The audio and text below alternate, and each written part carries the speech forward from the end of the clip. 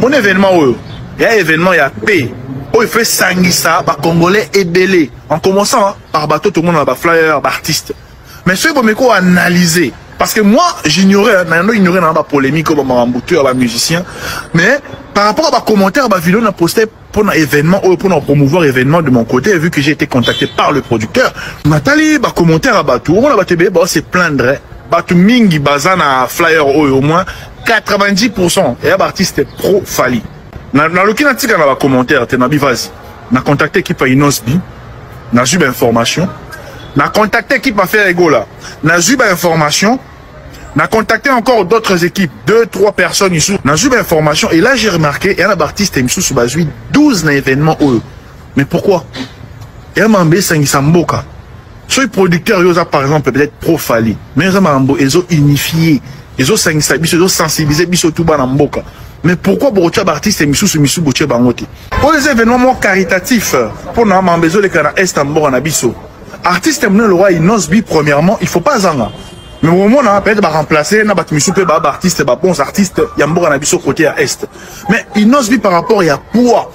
Soit il aura deux artistes à Est, on a vraiment connus. On a Inosbi, après Missou Boye après. Donc lui, il ne peut pas manquer déjà dans un premier temps. Qu'est-ce qui ne va pas? On a supprimé vidéo, on a checké un compte en français, na TikTok, on a supprimé vidéo, on a compte en Instagram.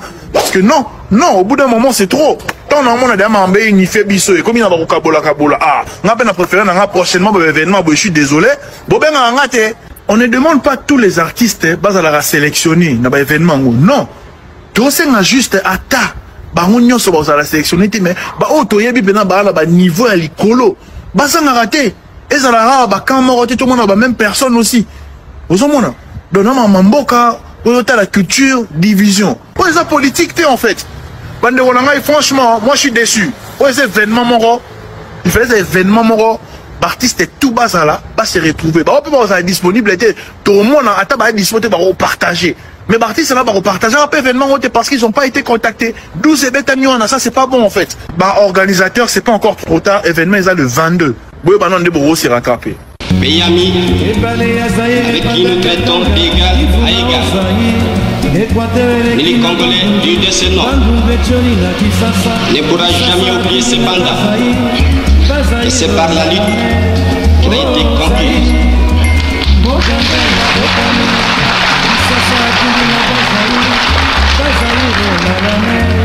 De tous les jours.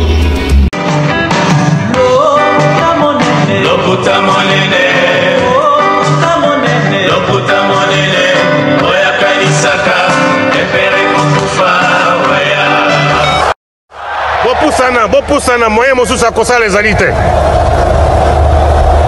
Avancez. T'es un tapis rouge.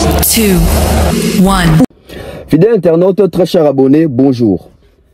Merci de nous faire confiance, merci de continuer sur la web officielle, merci de suivre nos émissions constamment.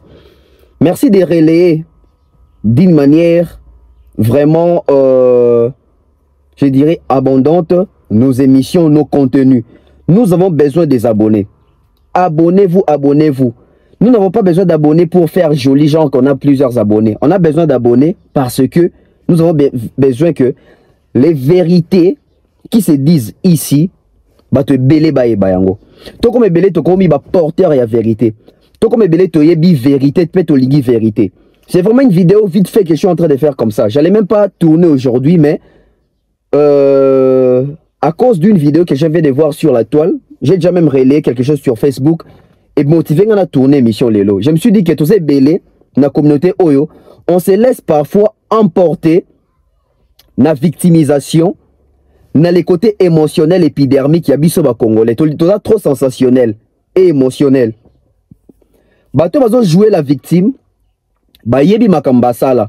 Mais malheureusement, le coup la tozaka mingité ya ko recadrer bango, to ya ko yana ba vérité, bato na bazo continuer ko jouer à la victime. Nous allons parler de la prestation Oyo Salama le 22 avril Oyo, Solidarité Congo. Solidarité Congo, c'est un projet qui réunit les Congolais. Solidarité Congo, ça veut dire que c'est la solidarité. Quand on parle de la solidarité, nous voyons l'unité, l'union. On doit associer tout le monde. Je vois les gens se plaindre. Oh, pour Anibache, c'est le Okuna. Vraiment, Fali, boycotter Makambo. Non, non, non, non, non, Bandeko. Aïe, Makambo ya mboka. Aïe, concert ya falite. Pour na ba wario na Bandeko, ba siliki, comme on a qui ba sele wazawana, lobby, on a tam sous faire à kokota. Parce que d'après ba discussion, faire épée kalaming te bon affiche nae, ba artiste moussou bon na bangoana. Pourquoi? Parce que c'est le Congo. Mais seulement, nous avons totika honnête, totika vrai envers ce qui se passe. Tout ça l'assemblée net batu ba ebité. Ba oyo ba ebité, ndé faut rappeler bango lelo. Mais ba o ba yebi, botiko sa assemblée totika le batama. Pourquoi nous avons totika batama? Na moni ndeko de game, na pesi mbote sikazali. J'aime bien ce qu'il fait en Europe et ce qu'il est en train de faire Mikolo. Vraiment en termes de communauté, c'est une bonne chose. Ça veut dire que Congo est la Congo. Na moni master sali vidéo pour na roloba que ba contacta qui est une équipe ya Solidarité Congo pour ça la publicité, ça la promotion événement. Et en faisant la promotion la publicité, aposta qui peut to pas relayer qui na ba réseaux sociaux nae vidéo to affiche ya concert wana. Mais tant à relayer ngo loko la biso so ba créateur ba contenu to zaka so to kotisi mo eloko tout la ka feedback ya batu. Tout la ka retour batu azolo banini batu balingi nini. Ndeko tanga ke kotanga ba commentaire na ba commentaire on ndeko tanga monikel bato ebele bazo reprocher Solidarité Congo comme quoi eza ya Fali eza ya pro Fali muto organisanga za pro Fali tala la majorité d'artistes bazawana baza ba pro Fali etc. Bobika ande biso ba congolais to commentaire ça veut dire que bato ya Inos ba commenter bato faire ba commenter bato Kofi ba commenter donc mutu na mutu oh moni artiste na été aya commenter d'une manière négative comme quoi ba artiste d'abord ba 12 parce que Fali est là. Deko de game ta moni bongo na ebité soka kokaka émotion te to soka kokaka char babi on dit pression te. C'est comme s'il a été sous pression. C'est comme si batie pression moroboué. Il vient, il fait une vidéo et dans sa vidéo j'ai arrêté là même dit que bisika to a publié qui promotion ya likamunabi sur Solidarité Congo oyo a supprimé ou a retiré pourquoi? Parce que d'après d'attendre ba commentaire wana a monique 12 betami. Alors, il nous explique, il dit ceci. Tant on tali ba commentaire, aboy ko se fier na ba commentaire alingi moko a palper du doigt. Tant on palper du doigt monique oh, la majorité bato bazana kati affiche wana baza ba pro Fali. Nga azomi tout na question. Depuis ka Gimsa comme pro Fali, depuis ka Youssoufa comme pro Fali, depuis ka Baya Levis, Batia Kola, bato tout baza wana depuis ka ba comme ba pro Fali, depuis ka ba Redi Amisi, ba comme ba pro Fali. C'est Léo. Hier émission soit ça la dénigrer Fali, critiquer Fali, qui dit Fali, il est dans les projets. Donc vous allez voir que ce sont des faux fouillants. De quoi se laisser juste emporter. Le coup là a besoin peut-être il y a des fanatiques balongwa, bah c'est des abonnés là-bas. Compte n'a été, il doit mettre tout le monde à l'aise. C'est de l'hypocrisie. Vouloir être au milieu du village, c'est de l'hypocrisie. Il faut palper les choses du doigt. Il faut dire la vérité telle qu'elle est. Il faut rapporter qu'il y a des faits. Il y a un moni biso la chronique musicale auto ça la baro linga bisoté. Pourquoi? Parce qu'on ne cède pas dans la pression, on ne cède pas dans la émotion. Tous un côté sensationnel, tous un côté les côtés réalistes, la rationalité. La rationalité c'est une division de game. De game. Kobanga na yote, na ba commentaire wana ebele ozui ya négativité sur Solidarité Congo, ba gola basé belé na kati. Ba fanatique ya Inos basé belé na kati, ba fanatique ya Kofi basé belé na kati, ba fanatique ya Wenge basé belé na kati. Lokola bango ba moni ba artiste na bango oyo ba lingaka. Baza kuna na kati te, et ça li bango passi. Et ça droit na bango, et ko choquer bango. Et à droit na bango. Mais c'est le même chose là, réaliste et vrai face à la réalité. Pourquoi nous avons insisté sur le côté réalisme? Na olingana monoposer parole te. Ou soit, na tche la bandeko, bayo kana ndeko de game. Bo kan ndeko de game denge asali vidéo à lobby par rapport à makambo et komelie o esali ke a désisté, a lingi sous ko participer à makambo wana te parce que selon ye ezama makambo ba polémique, ezama makambo ya ba 12, ba fini ba tumususu, kuna ba pro Fali ba leki trop. Après, je ne sais pas comprendre pourquoi est-ce qu'il y a des engagement ça likambu pour une pression médiatique, il y a ba fanatique o baza kaka ba congolais, o baza pe kaka ba fanatique ya ba artiste. Ce n'est pas que tout le monde bazali cohérent rationnel de ba ko ça là, pression wana mais il a cédé facilement. Écoutons Ndeko de game, plutôt zonga na pesa bino ba vraie version des faits. Mon événement il y a événement il y a paix. Oh, il fait sangisa ba congolais ebele en commençant par bateau tout le monde ba flyer ba artiste. Mais ce que je analyser, parce que moi, j'ignorais, dans la polémique, comme un musicien, mais Par rapport à ma commentaire, ma vidéo, on a posté pour un événement, pour un promouvoir événement de mon côté, vu que j'ai été contacté par le producteur. Nathalie, ma commentaire à Batou, on a battu, se plaindre. Batou Mingi Bazana flyer au moins 90%. Et l'artiste pro Fali. Dans le commentaire, tu as contacté l'équipe à Inosbi, tu as eu l'information. Tu as contacté l'équipe à faire Egola, tu as eu l'information. On a contacté encore d'autres équipes, 2-3 personnes ici. On a eu l'information et là j'ai remarqué, il y a un artiste qui sous 12 événements. Mais pourquoi? Il y a un Mambé Sangisamboka. Sur producteurs, ils ont par exemple peut-être pro Fali. Mais ils ont unifié. Ils ont sensibilisé, ils ont tout bas dans Mboka. Mais pourquoi pour les artistes et Missou Boutier Bangote? Pour les événements caritatifs, pour nous, Mambezo, les Canadiens, Est en Bora Nabiso. Artiste, le roi, Inosbi, premièrement, il ne faut pas zanga. Mais au moment où on a peut-être remplacer, on a artiste, bons artistes, il y a un abisso côté à Est. Mais Inosbi par rapport à poids. Soit il aura 2 artistes à Est, on a vraiment connu. On a Inosbi, après Missou Boya après. Donc lui, il ne peut pas manquer déjà dans un premier temps. Qu'est-ce qui ne va pas? On a supprimé vidéo, on a checké un compte en français, na TikTok, on a supprimé vidéo, on a compte en Instagram. Parce que non, au bout d'un moment, c'est trop. Tant on a demandé une fait biso et comme il y a un kabola. Ah, on a préféré prochainement l'événement, je suis désolé. On ne demande pas tous les artistes bas à la sélectionner dans l'événement. Non. Tout c'est juste à ta. On a la sélectionner, mais niveau à l'icolo. Ça n'a raté. Et ça n'a pas quand tout le monde a la même personne aussi. Vous avez donc on a Mamboka, on a la culture, division. Pour les politique, en fait. Franchement, moi je suis déçu. Pour les événements, il fait des événements, l'artiste est tout bas là, pas se retrouver. On peut pas disponible, tout le monde a disponible pour partager. Mais l'artiste là, pour partager un peu événement parce qu'ils n'ont pas été contactés. 12 événements, ça c'est pas bon en fait. Organisateur, c'est pas encore trop tard. Événement, ils ont le 22. De retour sur ce plateau. Boakin Deko de game. Loko la ye po na ya Monique Makambo ezali mingi batu ya bafali, organisateur azasoki pro fali, bacheche batu bafali, bakati ba Ferre, bakati ba Wata, bakati ba Wera, bakati ba Kofi, bakati ba Inosbi. Ndeko de game kolanda ye alobi bien.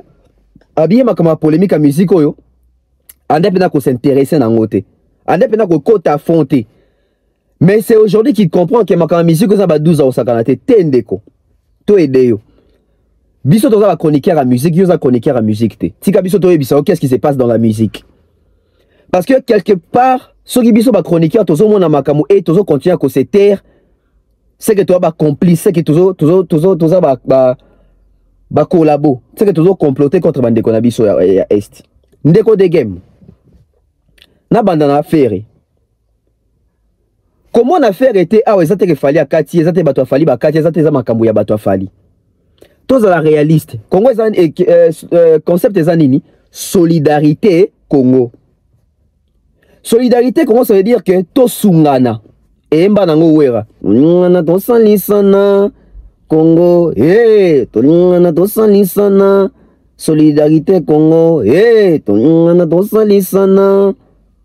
Solidarité Congo ça veut dire que soyons solidaires. Ça veut dire que soyons unis. Unissons nos forces. Congolais ne sont en droit à passer message moko. Congolais ne sont en droit à colober quelque chose sur la situation de l'Est. Mais seulement il faut tous la honnête. Concert à solidarité Congo but ezanini. But ezali to dénoncer mabé, to dénoncer guerre, to dénoncer massacre, to dénoncer ba atrocité zo sala mana Est. Ozo bandeko na biso ba Congolais ba okufa. Bandeko na biso ba Congolais ba okufa na mingi baba warrior. Mingi baba Gaulois, mingi baba Spiritas, mingi baba Kofifi. Ça veut dire que toi, ba Congolais, to linga ba mission na biso wana. Et chaque fanatique, plutôt chaque musicien, a un fanatique na Est, a un fanatique na Goma, a un fanatique na Rutshuru, a un fanatique na Beni, a un fanatique na Bunagana, a un fanatique dans partout na Est wana bo na Sud, Nord Kivu. Ba musicien na biso bazana ba fanatique na bango. D'où conseil ezaka pour na ko décrier te, pour na ko dénoncer te, mais ali pe po collecte des feux ko salama. C'est que les artistes ne sont pas bons, les artistes ont mettre de la pâte, ont quelque chose. Ba bien dengue zote kama. Ils ont un côté moko ba rolongola na we po sunga bande konabi. Ça veut dire ba kangisa mbongo wana. Na o ba mission bango moko ba rocha. Na o ba organisme kocha. Na o ba fondation kocha. Na o concert ko générer. La sommation de cet argent là, ba ko sangisa yango, ba ko déléguer une équipe sérieuse, ponctuelle, cohérente, honnête. Ba kende ko pesa bande konabi sokuna. Ba faire des besoins par na bango, ba déplacer des guerres, ba sinistrer, ba to ba kima ba éruption volcanique, ba victime nyoso wana boé, ba maman violée, ba no bazali inséré, ba sali ba insertion na force, na armée, ba no bazotanga sous-té, ba no ba bungana na ba parents na bango. Cet argent là va aider, c'est un pas qui commence. But yango wana. Siko ma bezo kota côté nini. Ma bezo côté à côté à artiste automoni na bilongi na bangote. Pourquoi? Moi je me dis que ba organisateur peut-être batali comment est-ce que les artistes congolais se sont comportés face na ba atrocité à est, face ya bande konabiso à est, face ya ba FRDC na bani na faire égola. Ndeko de game faire un petit concert ya munene na stade des martyrs. Soko yo ki faire kolobela concert wana, soko yo ki ba communicateur ya faire kolobela concert wana, soko yo ki ba goloa kokumisa concert wana balobara que depuis ba concert à stade de banda, concert ekota mbongo loko la concert ya faire wana ezate. Pourquoi? Parce que ba somba billet physique, ba balanda même na streaming, ça veut dire que kota l'art. Mendeko de game faire abata campagne ya concert wana comme quoi recette autorozwa kuna tokolongola 20%, toropesa ba soldat FRDC, toropesa ba ndeko na biso est. Ndeko na de game. Faire un bêta concert wana le 24 juin 2023. Le 24 juin 2025, ça va faire 2 ans, il y a promesse faire à Tikala jamais kopesa ba ndeko est mbongo. Ata yo moko. Wana to monité. To benga mo malhonnêteté, to ko benga on peut escroquerie parce que c'est une promesse qui n'a pas été tenue. Il a dit ça à la télé. Il a dit ça dans les médias. Et à tenant nos promesses wanate. Si les lots dans le bano ah non appelle ça mbongo wanate. Ce qui n'a occasion à boé solidarité Congo. Et que faire ça déjà ba abus à bongo. Ah mutu to ko inviter sur na makambote. Asa non nous parwa la kakawana. Asa non parwa la kakawana. Ndeko de game kaka faire. Ba fanatique na ya TikTok batinda chèque ya 5 000 €. Pour na kaka likambo este wana. Mbongo wanto mone sike kendate. Ndeko de game faire ava beta Adidas Arena. Faire akeko signer partenariat ya kosomba bavarise personnalisé ya Adidas. Akeko tekango na faire ego la store ou fongola na Paris boutique mobo il y a 2 semaines je crois il y a 8 jours. Na kati ya demande tant que ça demande ya partenariat Adidas qui va somba bavarise personnalisé faire à comment na lettre wana comme quoi mbongo wanto rozwa eko servir biso to sunga pe bandeko na biso ya guerre ya Goma to ya guerre ya Est bandeko nanga ti lelo faire apesa elo côté mais va concerner ces bêta va concerner les cas ba somba ba mbongo ekota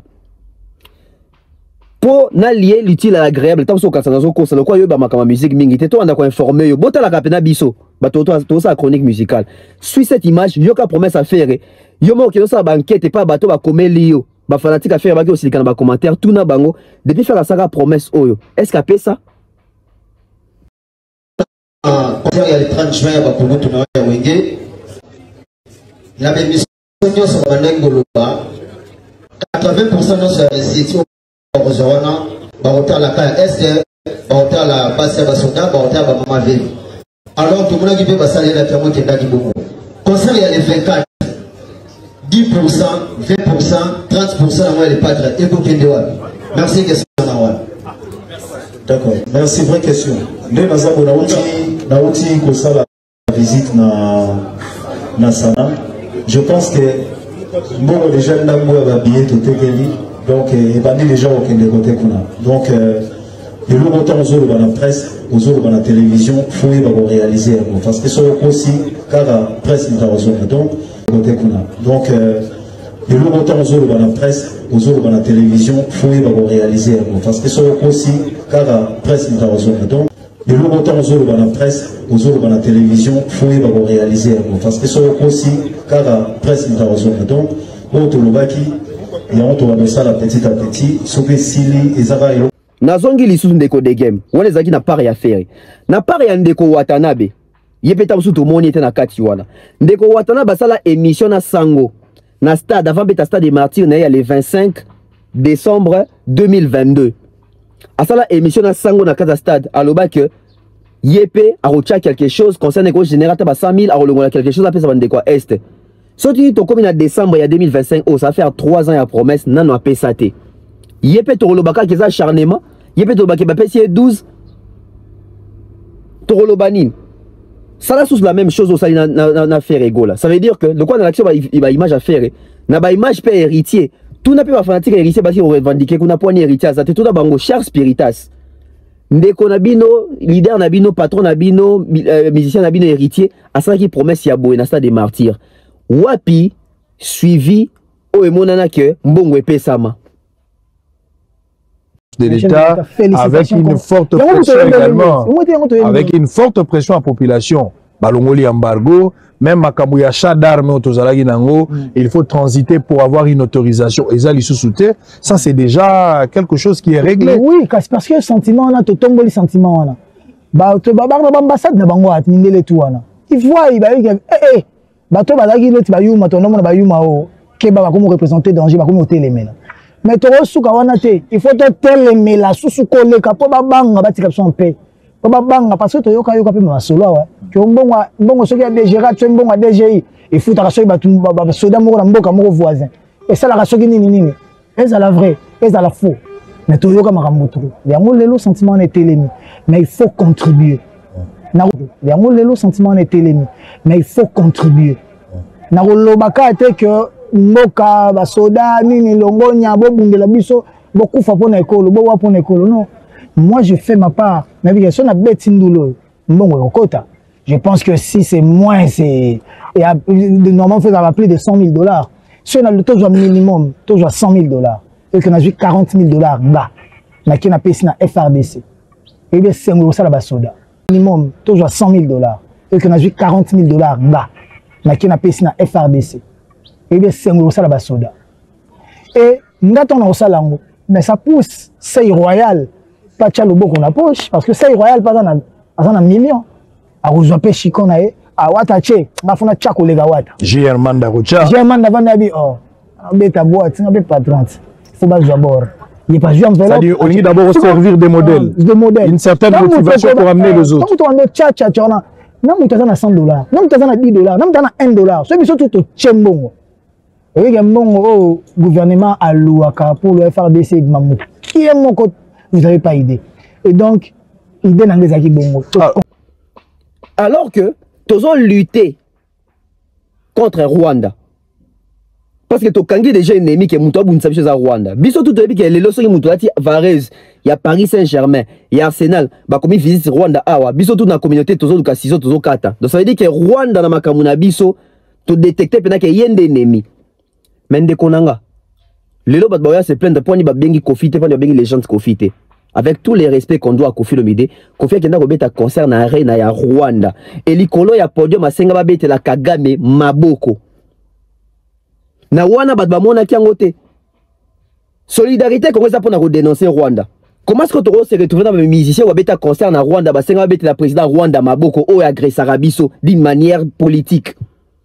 Ça veut dire qu'on se détourne de notre mission, on se détourne de notre cause. Tobunga concept. Likola yo solidarité qu'on faut batutu bayate batutu bakoya mais nani akoki koya so quand ça zoko sayo regarde encore cette vidéo.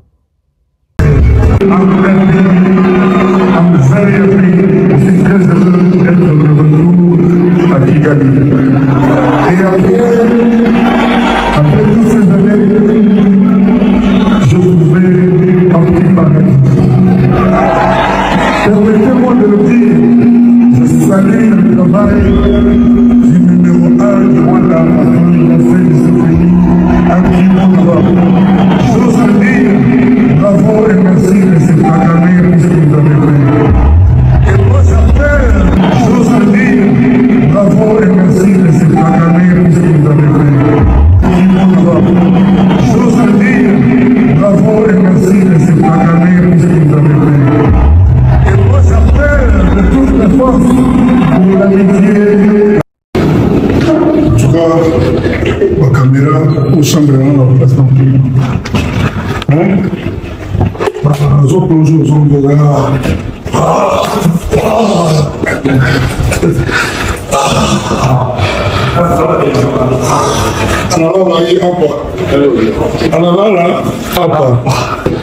La caméra au chambre dans la place d'entrée. Hein? Zo plonge aux ondes de la.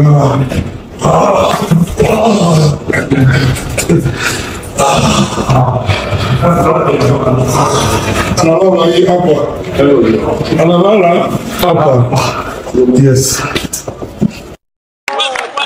Donc, puisque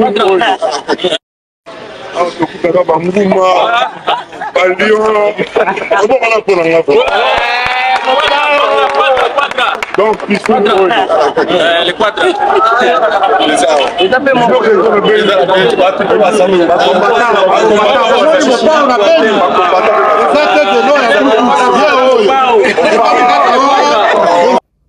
Kaka na démarche makamoka ya koede ya kolaka na TV ya ko réaliser te ndeko de game ozana poto n'est-ce pas otomona biso tout concert au sepel nango na suka eza concert ya Wera Arena Grand Paris mais Wera pe po beta concert na Arena Grand Paris abataki pe campagne ya concert na e sur combo ya Est comme quoi 20% barozona et puis de recette barozona concert wana ils vont enlever 20% pour donner à nos frères et sœurs de l'Est et à nos soldats de game.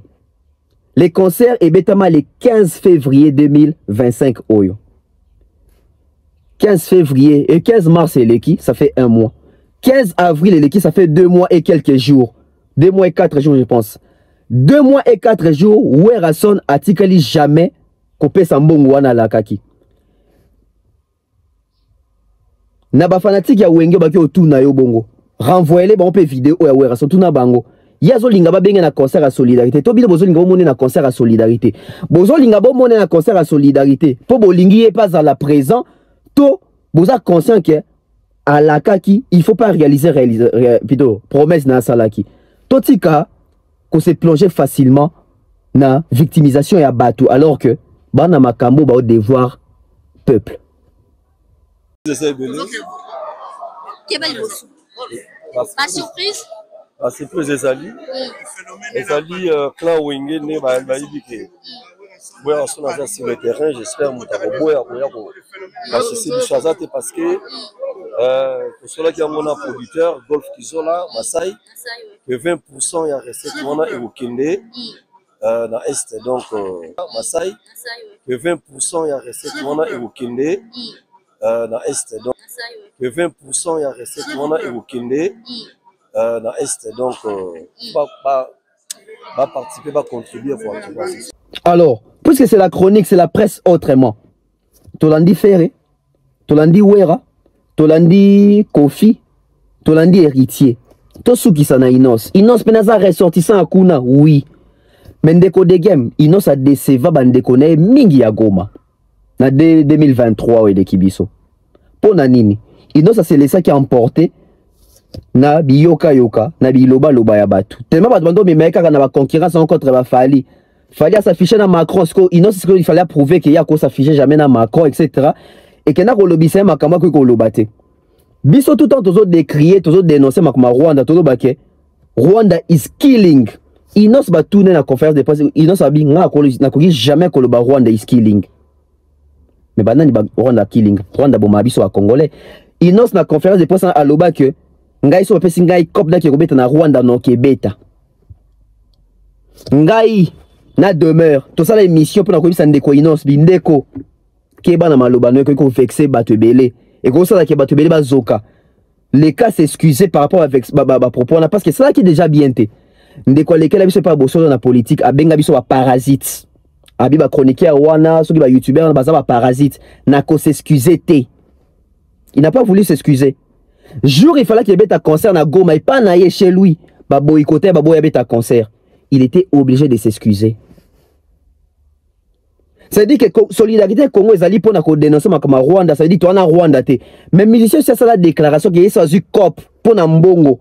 Alors capable qu'il y ait un Rwanda mais bien de continuer au Kufakuna. Toi makamundenge zali. Est-ce que on doit les voir dans la association Oyo? est-ce que tout le monde a un organisateur mabé? C'est-à-dire organisateur on a besoin d'un regardant sur le discours il y a chaque artiste congolais sur Rwanda. Inosbi.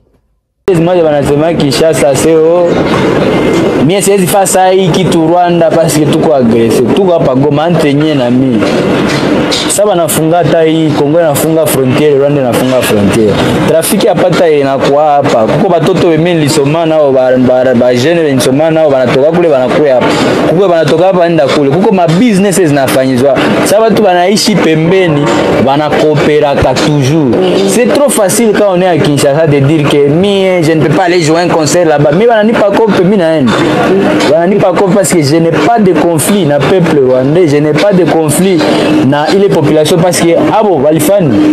Mulibaona manake mtu mnagizi banatupenda kule. Banatupenda donc Congolais sana fia anatokea Kongo, bana yo nayo acheza, bana yao njo nayapenda, bana yao njo nayafa ya mingi. Donc c'est des réalités que nyie mnaweza comprendre mais Kinshasa par rapport à ile tu kwa pa Goma.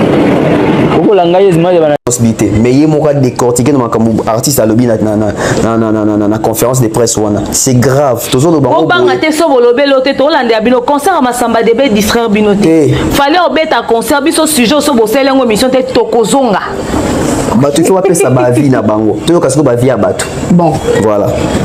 Ou alors ce gars ça la vidéo ya ko retirer ma proponete à ça la vidéo ya ko confirmer makambo lobi na lingala pe na français alors ba na lingala oui lingala soka osenga d'excuse na ba Goma trace pas biso to tie comme na compréhension selon français lingala donc ozo s'adresser na ba chroniqueur na ba musicien oui.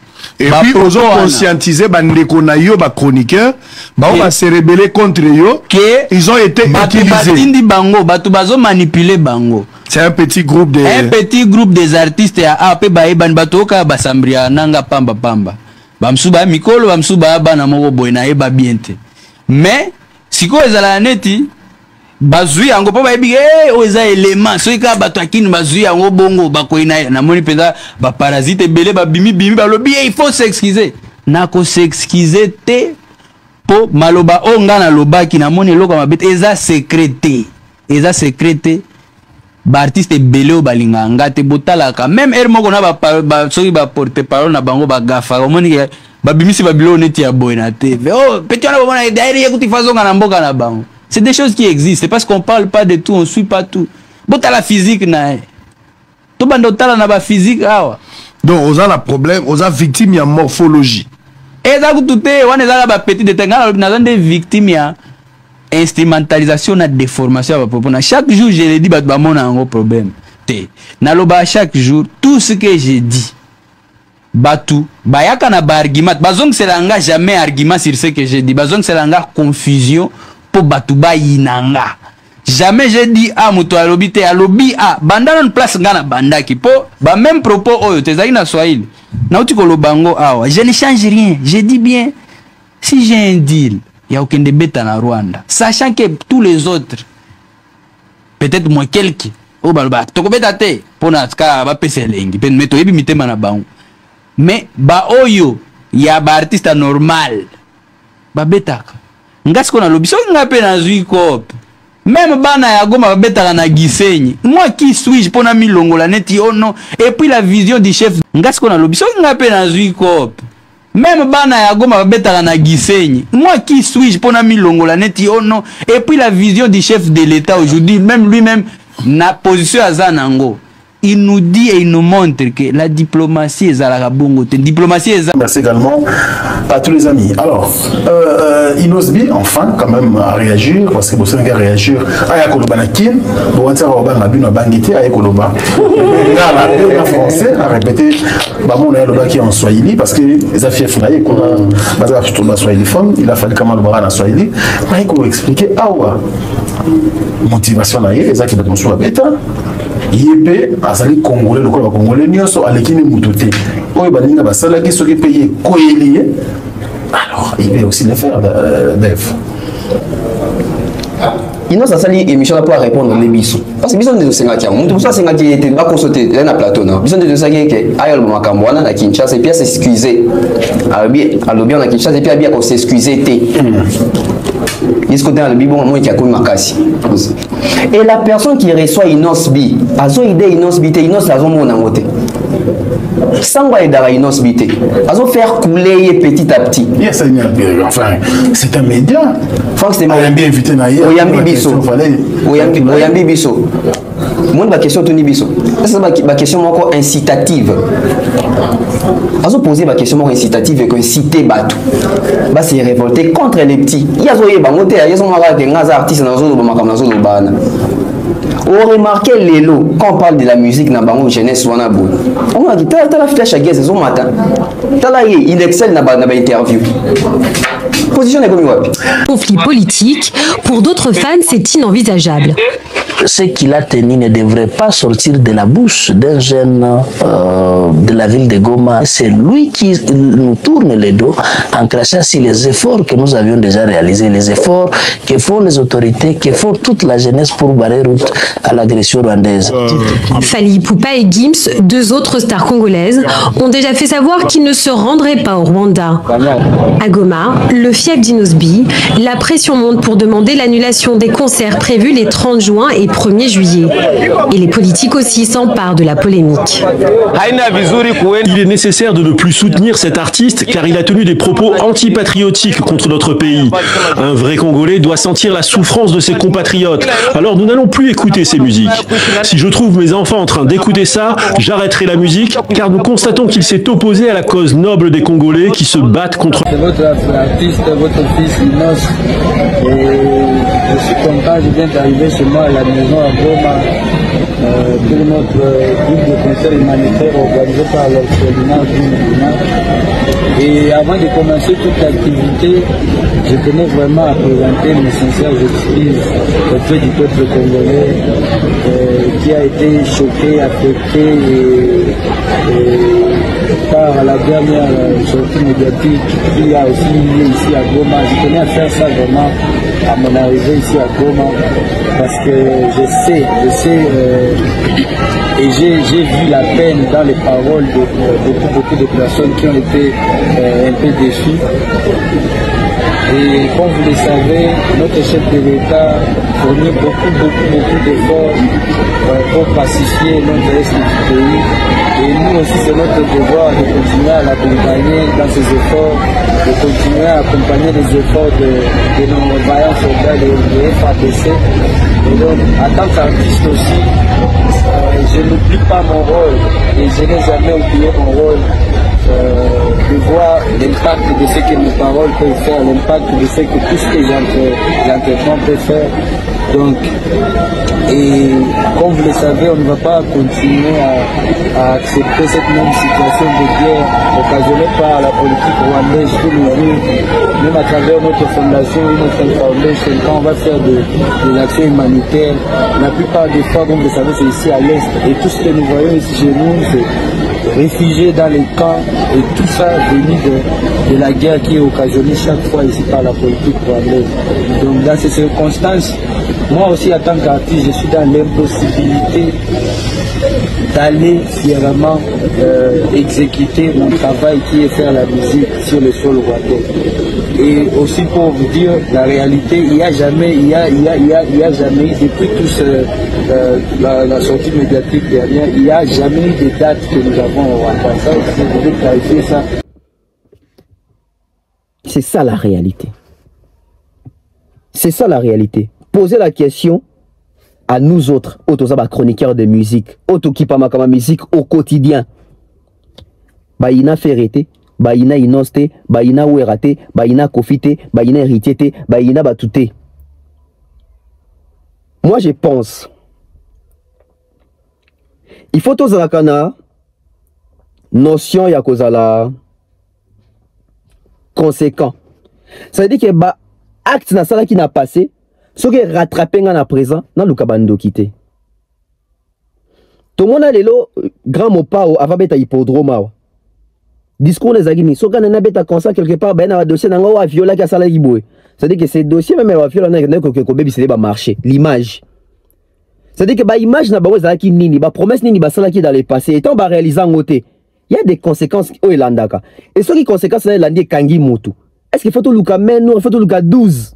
Je ne pense pas. Ce qui otambola qui m'a bé kala na vie na yo et aux sida au concernant les problèmes. Yo monde otambola qui m'a bé. C'est-à-dire que bamakamuna on basalaki ba karme comme qu'on rattraper bango et on vous plonge facilement dans la victimisation. Malheureusement. Beaucoup de victimisation na bangote. Bazo luka victimisation alors que ba yebi makambu basala. Soki makambo na lakisi na ba vidéo eza lokuta na sengi na ba musicien congolais wana ba ko contredinga na ba preuve. Ba ko contredinga na ba preuve. Même ba fanatique na on a tcheba on a défi makambu tu na lakisi awa na koseli na ni problème. Ça peut être l'une des raisons que moi associé bon à makambo na parce que par les passés, ils ont trahi l'Est, ils ont blessé l'Est, ils ont menti à l'Est, ils ont fait des promesses non réalisées. Toi et Sigani to Tchalokolo. Déco des games, j'espère que Fido o et Koede ou Makas même na continuité bambala si masoko au ciné ba contrat na batu. Ko se fier na ba commentaire ba chat parce que comme fanatique wa commenter pour mon leader né wana. Mais tout na fanatique wana azala honnête bisayo, promesse leader na salaki, est-ce que ça réalisango fanatique na osanga réponse au pesayo. Merci à toutes les personnes balandi, Zaki important dans ce point oyo pour y rétablir vérité. On se retrouve très prochainement. Bye bye. Mon événement oyo, il y a événement, il y a paix. Il fait Sangisa, bah Congolais et Belé. En commençant par bateau, tout le monde a des flyers, des artistes. Mais ce qu'il faut analyser, parce que moi, j'ignorais, ignoré dans la polémique, comme un musicien, mais par rapport à ma commentaire, ma vidéo, on a posté pour un événement, pour promouvoir l'événement de mon côté, vu que j'ai été contacté par le producteur.